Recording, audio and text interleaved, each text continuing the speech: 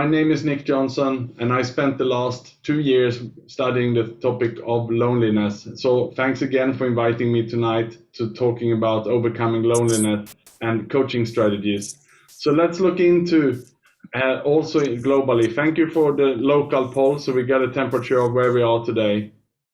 So what I found when I studied the subject is that 33% of adults are suffering from loneliness worldwide. And it's important to say that everyone feels lonely from time to time. If you're home alone, you might feel lonely after a while, but it's different from suffering from loneliness. Suffering from loneliness can be that you are in a room with your family, with your friends, and yet you feel lonely. It is missing that connection within yourself and to other people. So 33% of people are suffering from loneliness worldwide. That's a huge number. And I wanted to see if this is really also correct with where I'm based in Singapore. I did a poll here in 2019, and it showed that 30% of the people I polled in Singapore were suffering from loneliness. So that shows that it's quite aligned with the global numbers. Perhaps the people I interviewed was feeling a bit better. Then I wanted to check in with executives here in Singapore a year ago, so during the pandemic, by the end of last year, to see how they were.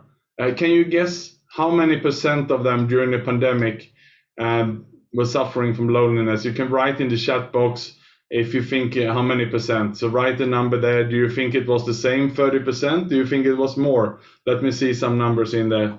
Someone said 60%, more, 60%, 50%, 55, 45, 80%.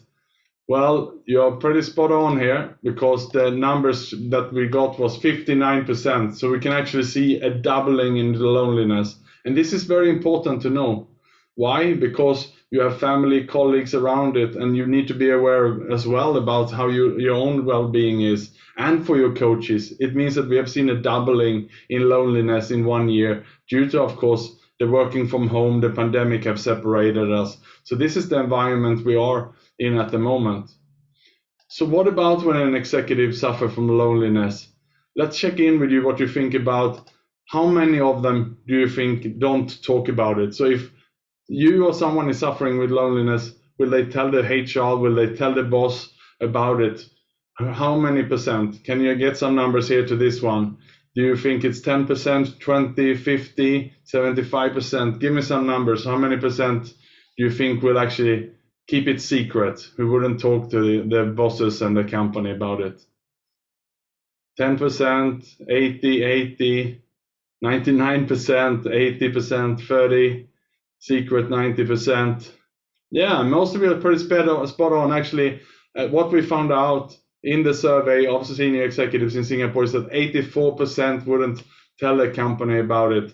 Why? Because they're scared perhaps that they won't get the next promotion. Maybe there will be gossips in the company. So people rather hold this secretly. This loneliness is something that they don't want to discuss with the boss. They try to keep it secret.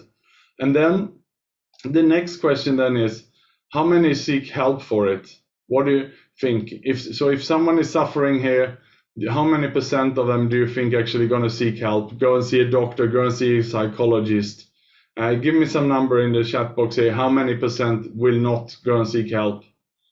I see 10%, 95, 15%, 5, 10, 90, 60. I'm going to give you the number that the Mental Health Foundation in the UK, they did a huge study on this in 2019.